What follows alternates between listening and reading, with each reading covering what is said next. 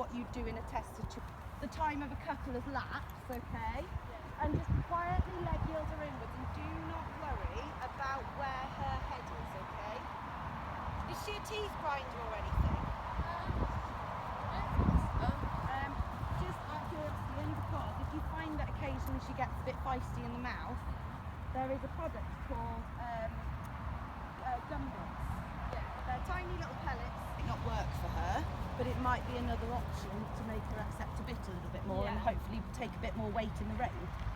So, however, on the odd occasion for a couple of steps, I want you to just soften your inside rein forward so that you're trying to encourage her to work a bit more through from the inside leg into your outside rein.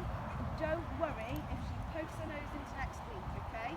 Because I'm more interested in the back end working first and then the front end connecting up afterwards, okay? Yeah. What kind of feedings is she giving you so far?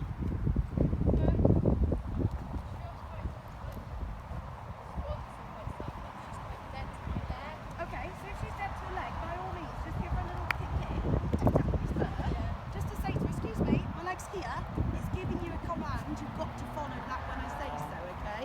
Yeah. And really soften the inside hand and just keep a very soft, quiet feel through the outside rein whilst you're quietly bringing her in. It may take her a couple of circuits to understand what you're asking. If you feel her getting tired at any point, Liv, do let her come back to walk, okay? I'm not here to kill your horse.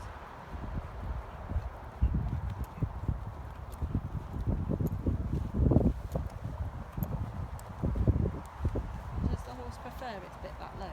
To allow her to step across into any further than the outside rein.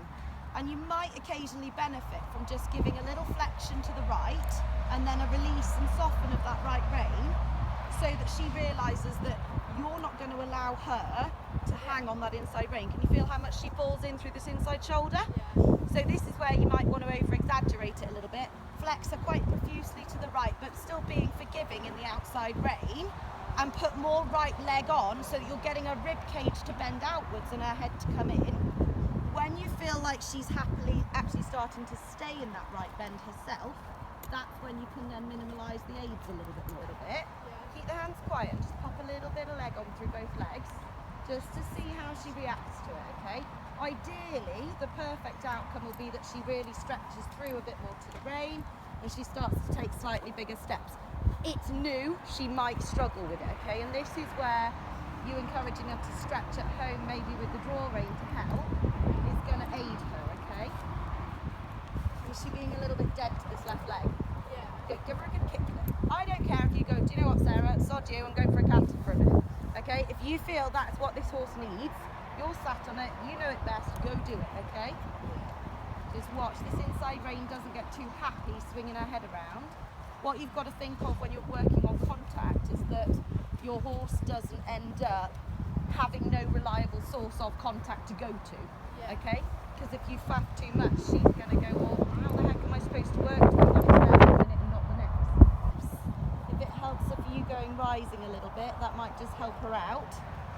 And think about pushing that trot on, but keeping that outside rein supporting her in the mouth so she doesn't feel like she's got to run away from you. Just got to put a little bit more effort in. And this, working on the pushing her on and bringing her back at home, you might benefit from carrying a stick here, just to say to her, come on, I put my leg on, I don't want you numb to my spur all the time, so I want you to go forward. But just give her a little scratch on the neck there. She just got a little bit confused. She went, you're using your leg and I've gone forward and now you've told me off for it. And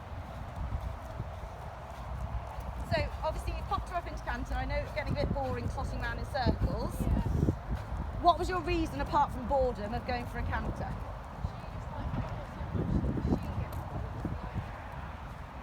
Coming back up the hill, Olivia.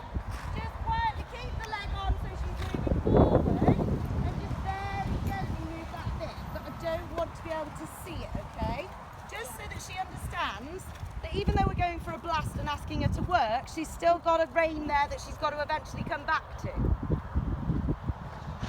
When you feel like she's lifting a bit more to that leg, that's when you want to gradually start to let it to canter a little bit and say to her, right, come on, we're going to get this back end underneath you again now, and we're going to gradually pop your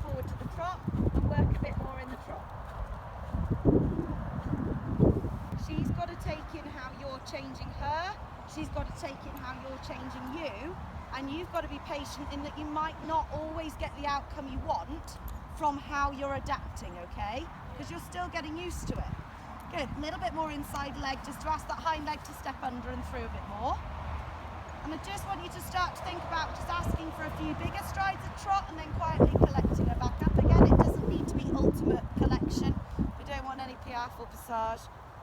But just to see if she's actually listening to the leg subtle enough in a way that you can get that aid off the leg when you need it, but at the same time she's not hypersensitive. Just watch that when you bring her back in the gears, that she doesn't drop you and run flat again.